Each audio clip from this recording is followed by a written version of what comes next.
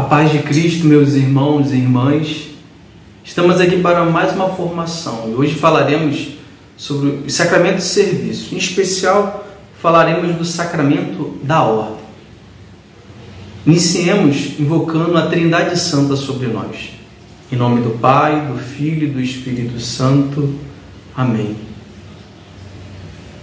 Jesus, peço-te que envie da parte do Pai o Espírito Santo, para que Ele ilumine todo o nosso entendimento, nos dando a graça de podermos compreender melhor esse mistério de fé. Glória ao Pai, ao Filho e ao Espírito Santo, como era no princípio, agora e sempre. Amém. Falando sobre o sacramento da ordem, já no início, no Catecismo, no número 1536 até o número 1600, ele vai falando sobre todo o sacramento da ordem. O que é o sacramento, por que, em nome de quem, o sacramento da ordem, o sacramento da ordem na economia da salvação, as graças, o ministro, quem. Mas eu quero me deter com vocês uma palavra. O ministro ordenado, o sacerdote, é aquele que é chamado a fazer da sua vida um dom de si com um coração indiviso. Para iluminar a nossa reflexão, quero ler com vocês a carta aos Hebreus, no capítulo 5, no versículo 1 em diante, que vai dizer assim: em verdade, todo pontífice é escolhido entre os homens e constituído a favor dos homens, como mediador nas coisas que dizem respeito a Deus, para oferecer dons e sacrifícios pelos pecados. Sabe compadecer-se dos que estão na ignorância e no erro, porque também ele está cercado de fraqueza. Então, com essa passagem, ela ilumina que nós podemos entender que quem é esse ministro ordenado? O ministro ordenado é esse onde Deus escolhe, onde Deus elege, onde Deus tira do meio do povo. Ele prepara, ele forma para que esse faça da sua vida um dom de si, um dom para o outro. Só que não é um dom somente, não é um dom qualquer, é um dom com coração indiviso. Porque todo homem, toda mulher é chamado a fazer da sua vida um dom para o outro.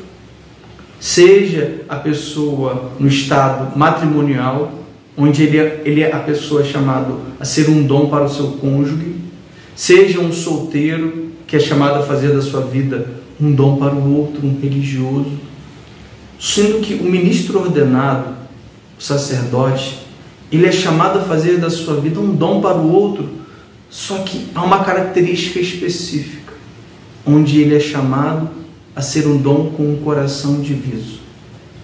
Muito mais do que uma escolha pessoal, o sacerdote é, antes de tudo, uma eleição de Deus. Eleição essa que ele a cada dia é chamado a responder positivamente a esse chamado que Deus o fez. Não é simplesmente ser ele como uma força dele, eu quero ser padre e pronto, acabou, eu vou ser padre. Não, muito mais do que isso. É necessário reconhecer se há dentro de si esse chamado, essa eleição que Deus faz. E o sacerdote, de uma maneira ou outra, ele é configurado a Cristo cabeça. Assim como Cristo, ele conduziu a sua igreja, como ele formou, quando ele santifica a sua igreja, por meio dos ministros ordenados, Cristo continua ainda no hoje a sua missão, e ele continua agindo por meio dos seus ministros. Nós somos um povo sacerdotal, sendo que Deus escolhe uns para, de uma maneira mais especial, associar a esse ministério, não como o sacerdócio comum, mas ele é chamado de uma maneira especial a um sacerdócio ministerial. E o sacerdócio ministerial, ele está a serviço desse sacerdócio comum, está a serviço do povo de Deus, onde ele faz da sua vida uma doação, uma entrega, uma oblação. O sacerdote, ele ganha sentido quando quando ele consegue compreender que toda a vida de Cristo, Cristo sacerdote, foi uma entrega para a salvação. Cristo não só salvou no alto da cruz. No alto da cruz está o ápice da sua entrega, o ápice do amor de Deus pela humanidade. Mas a encarnação já é um momento de esvaziamento do Cristo, uma kenosis, onde ele se esvazia, onde ele assume a condição humana. Ele, o Senhor dos senhores, assume a condição de servo, esse servo sofredor. Onde também a sua vida pública, onde ele fazia da sua vida uma doação para o outro, uma entrega. Mas só que Jesus, ele não fez uma entrega por predileção, onde ele escolheu um e escolheu o outro. Nós podemos ver claramente isso quando ele elege os 12 apóstolos. Mesmo sabendo que Judas o trairia, ele escolhe, ele chama e ele se entrega na cruz por ele também. Por todos aqueles que o amariam e por aqueles que o negariam. O sacerdócio é esse que Deus chama para configurar mais especificamente a Jesus Cristo de uma maneira nessa doação, onde ele é chamado a ser sinal dessa presença, desse amor de Deus que se entrega para que o outro seja salvo. Assim como a igreja é o corpo místico de Cristo, e desse corpo Cristo é a cabeça, o sacerdócio, ele é chamado a agir na pessoa de Cristo, em persona Christi. Ele é chamado a se entregar inteiramente como Cristo se entregou. Então é necessário que ele faça da sua vida uma doação, uma oblação, uma oferta.